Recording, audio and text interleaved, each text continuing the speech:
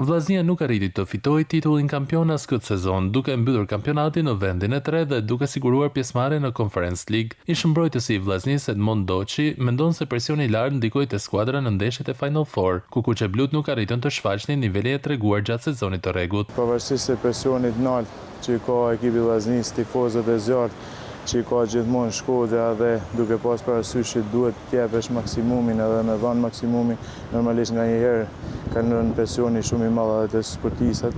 Sipas Doçit, edhe mungesa e disa lojtarëve të rëndësishëm ndikuan në rezultatet e ekipit në fazën vendimtare të kampionatit. Mungesat kanë pas një rol shumë të rëndësishëm sepse prishin ndoshta pak balancat edhe lëvizjen e lojtarëve, sepse për të dashur për të rikuperuar ata lojtarë që ishin për mua lojtarë cilësor të ekipit vllaznisë, normalisht ti prish edhe balancën. Sa i përket situatës aktuale, ish mbrojtësi shkodran vlerëson rinovimet që klubi po bën me lojtarët kryesor. Gjanat bëhen me projekte afatgjata për me arritë rezultate. Edhe unë mendoj që klubi Vllaznia ka bërë mirë sepse duke njoftë edhe ambientin edhe duke njoftë edhe ato që kërkon Vllaznia, normalisht që ka bërë zgjedhjen e duhur sepse janë emblema, figura dhe nin më shumë se çdo tjetër. Vllaznia mbylli sezonin pa titull, por me kualifikimin në Kupën e Evropës, ku do të përfaqësojë Shkodrën dhe futbollin shqiptar për të 6-tin vit radhazi.